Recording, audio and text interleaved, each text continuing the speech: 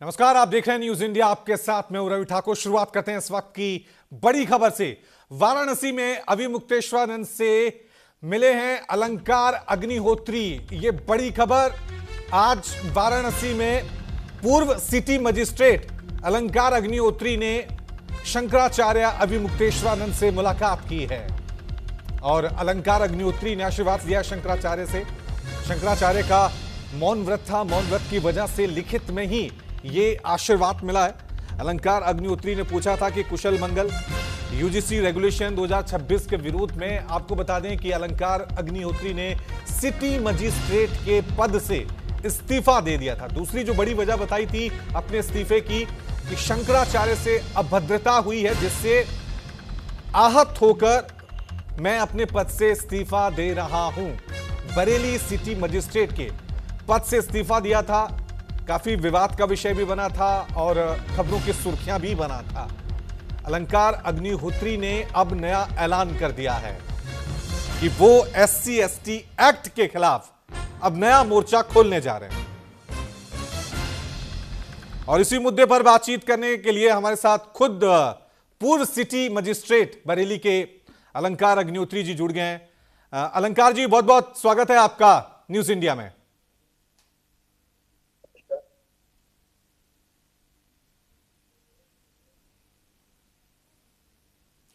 अलंकार जी, आप तक मेरी आवाज पहुंच रही है? हाँ, पहुंच रही है। ठीक है। तो सवालों का सिलसिला शुरू करते हैं अलंकार जी, क्योंकि आपने अब इस्तीफा दे दिया है। सरकार ने आपका इस्तीफा मंजूर किया है अभी तक या नहीं किया है? मैं आपको पूर्व सिटी मजिस्ट्रेट कहूं या अभी भी सिटी मजिस्ट्रेट कहूं?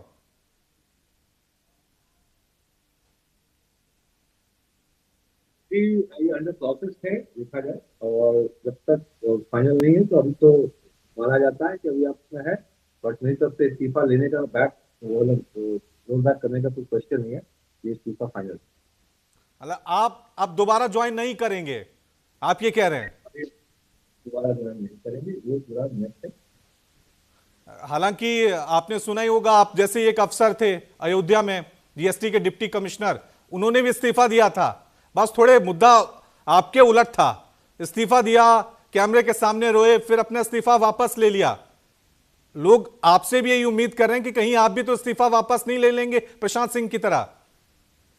इस पे कोई भी जो रोल बैक नहीं है, और किसी दूसरे व्यक्ति का जो है इस्तीफा देना और लेना वो उनके व्यक्तिगत जो है कार्य है। इससे हमारा कोई लेना देना नहीं, वो एक गलत काम है।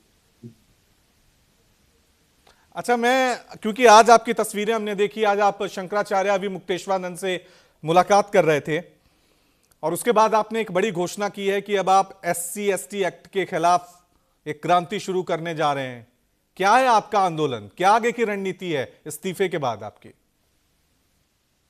देश का काला कानून है, वो है एसटीसी एक्ट। पिछले 35-36 सालों से जो देश उसकी विविधता झेल रहा है। 95% से ज्यादा केस जो फर्जी होते हैं। एसटीसी एक्ट को जो है पैसे वसूलने की सरकार से और जो जिससे निराधार शिकायतें की जाती है उससे पैसे वसूलने का एक मैकेनिज्म के रूप में प्रयोग किया जाता है। ये बहुत ही जो ड्रैकोनियन लॉ है, काला कानून है, रॉलेट एक्ट से भी बड़ा खराब है। सबसे basic principle of natural justice की अवधारणा होती है ऑडी ऑल्टरनेट पार्टन, जिसका मतलब होता है हियर द अदर पार्टी। आप किसी भी ऐसे ही जो बिना वकील कोई दलील नहीं, ऐसे कोई भी कानून जो है नहीं ला सकते। सीधे आपने शिकायत करी और सीधे बिना जांच के ये रिस्पॉन्स। ये ड्रैकोनियन कानून है, काला कानून। काला कानून है, लेकिन ये तो संविधान में दर्ज है ना, स्पेशल प्रोटेक्शन दी हुई है एससी एसटी को। वो तो हमारे संविधान है। आप अधिकारी रहे, आप भी संविधान के अधीन रहे। आपको स्पेशल प्रोटेक्शन है, आप उसको अफर्मेटिव एक्शन लीजिए, लेकिन इस तरीके से आप नहीं कर सकते ना। आप प्रिंसिपल ऑफ नेचुरल जस्टिस किसी का कैसे वायलेट कर सकते हैं? जो सुप्रीम कोर्ट ने डायरेक्शन दिए थे उसके अगेंस्ट आपने जो है आपने संशोधन करके 18A धारा नहीं ऐड कर दी। तो आपने संविधान क्या, जो आप सुप्रीम कोर्ट को संवैधानिक नहीं मानते हैं क्या?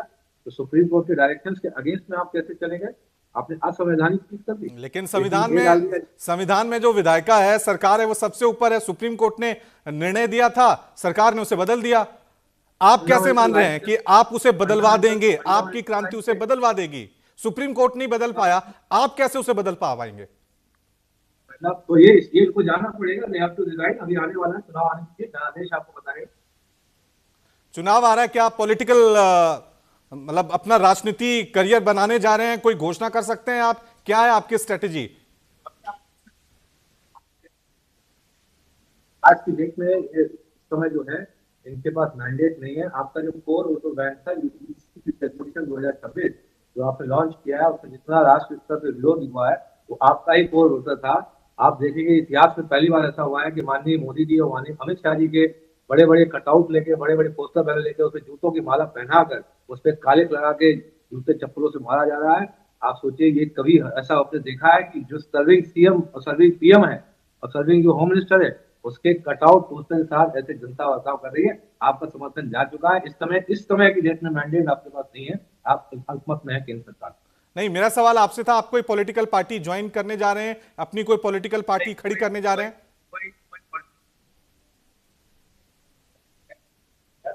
में है जो गवर्नमेंट जो है 85% लोग उससे परेशान है।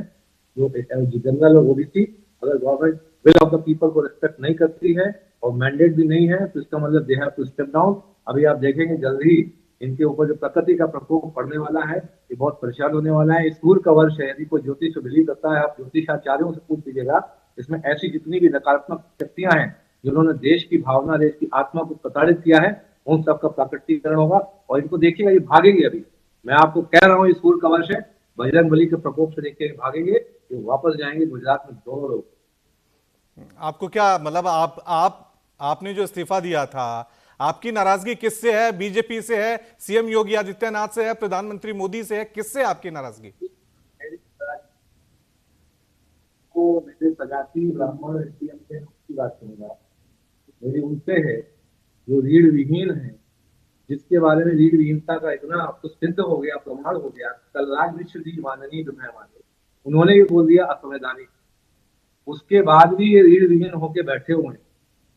उसके बाद भी माननीय सुप्रीम कोर्ट को बोलना पड़ता है कि नहीं इसको नहीं लाया जा सकता। ये कैसे रीढ़ विहीन हमारे एमपी एमएलए सजाती जो ब्राह्मणों की बात कर रहा हूँ इन्हीं के कार्य दुर्दशा है। जब आपका अपने समाज का हित नहीं देखते इनको आधों को भी मैं बता दे रहा हूँ ये एक्ट भी नहीं पढ़ा होगा। मैं ये भी बता देता हूँ बड़े उसके विश्वास के ये ऐसे ही कहीं बैठ के पार्टी वार्टी कर रहे होंगे बढ़िया। हो सकता है कुछ विदेश यात्रा में भी हो। और शंकराचार्य से आप मुलाकात, उन्होंने क्या सलाह दी आपको? क्या करना चाहिए? राजनीति में शामिल होना चाहिए? क्या करना चाहिए? उन्होंने क्या कहा? कल कल मैं मिलने गया था उनसे लेकिन 6 बज चुके थे तो मॉर्न में थे तो उन्होंने बस इतना पूछा लिख के पूछा कि आपने खाना पीना खा लिया। तो मैंने बोला कि नहीं थोड़ा सा भूख लगी है तो उन्होंने खाना पीना बाद में खिला दिया। उन्होंने जब आपने इस्तीफा दिया तो ये कहा था कि बेशक आपने बड़ा पद, सिटी मजिस्ट्रेट का पद आपने छोड़ा है, हम आपको कोई धर्म में ऐसा बड़ा पद देंगे। ऐसी कोई पेशकश दी है? और अगर दी जाएगा कोई आश्रम मठ किसी भी सनातन धर्म में कोई बड़ा पद दिया जाएगा तो आपको मंजूर होगा?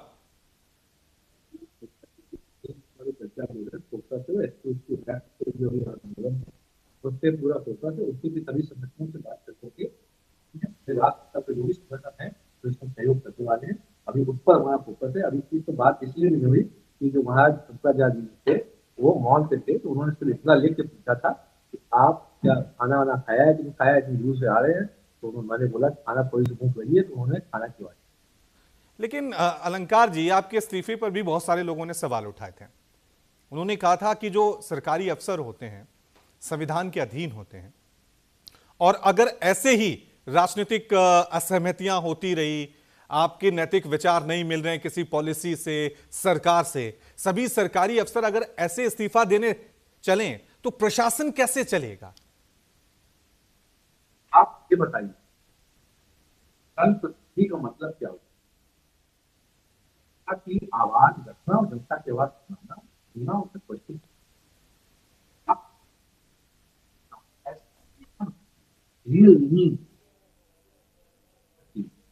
कि जब एक कम से कम आपको बल देने के लिए एक सिटी मजिस्ट्रेट रिजाइन कर दिया तब तो खड़े हो जाते। अरे आपका ही जनप्रतिनिधि माननीय कलराज मिश्र बोल दिए असंवैधानिक है तब खड़े हो जाते। अरे जब तुम खुद नहीं खड़े होगे तुम्हारी इज्जत कौन करेगा तुम्हारे समाज की? तुम समाज के सरनेम मिश्रा तिवारी शुक्ला अग्निहोत्री जैसे नाम लेके गए हो वहां पे, तुम किस लिए हो वहां पे? तो ये देखिए इसका मतलब जब आप समझेंगे गहनता से देश में इसमें दो तरीके की सरकार है। पहले जो ईस्ट इंडिया कंपनी जैसे होती थी, वैसे इस समय वेस्ट इंडिया कंपनी नाम की सरकार पूरी में केंद्र सरकार की तरफ से।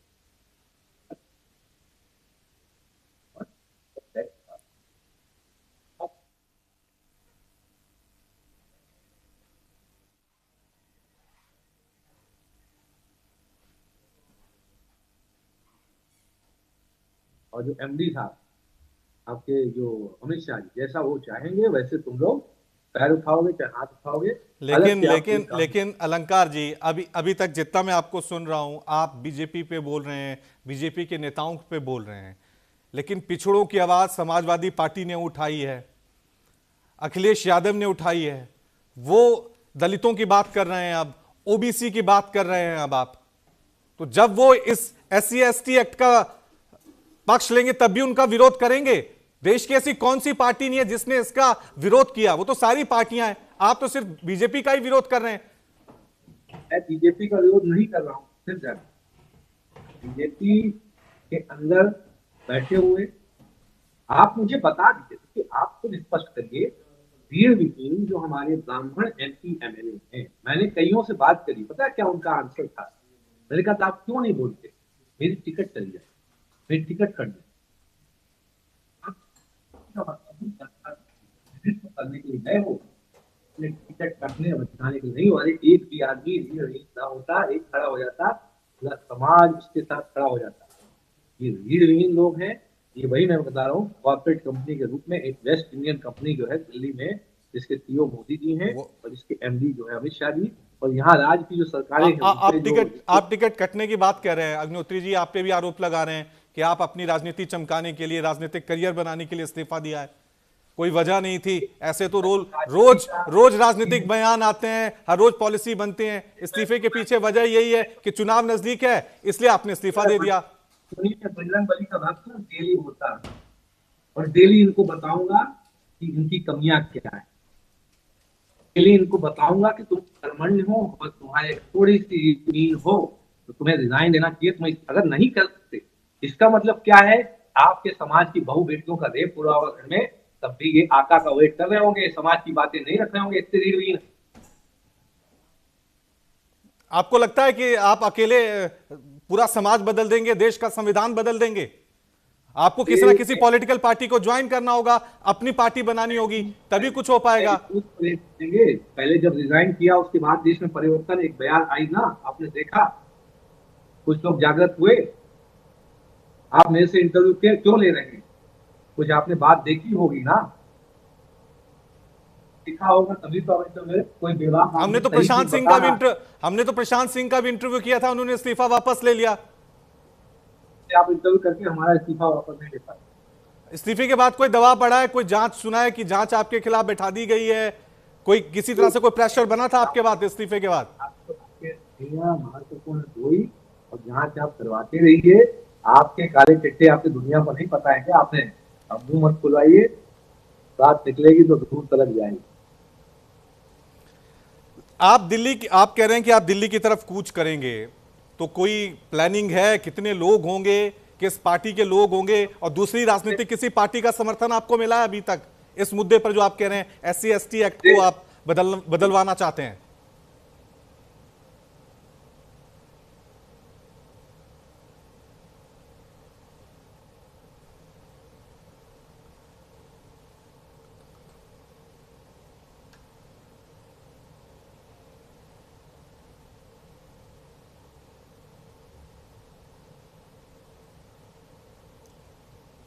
अग्निहोत्री जी, थोड़ा सा देखें, आप नेटवर्क का इश्यू हो रहा है जिसमें आपकी आवाज क्रैक कर रही है। अगर आपकी आवाज सही जगह, थोड़ा सा आप समय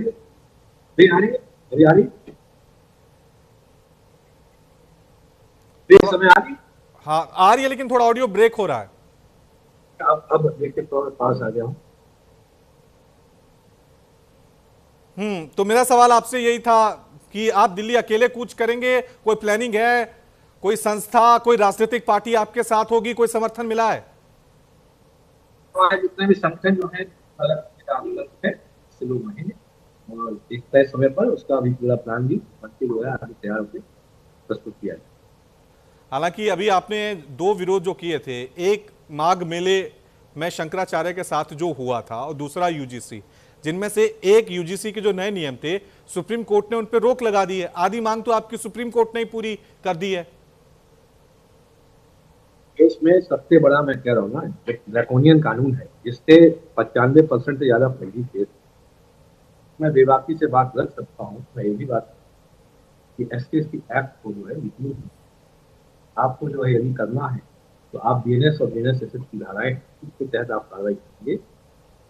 तो आपने स्पेशल प्रावधान देकर आप उस पर कोई कार्रवाई भी नहीं कर रहे। 95% फर्जी केस का मतलब क्या है? 95% परिवारों की आपने जिंदगी तबाह कर रखी है।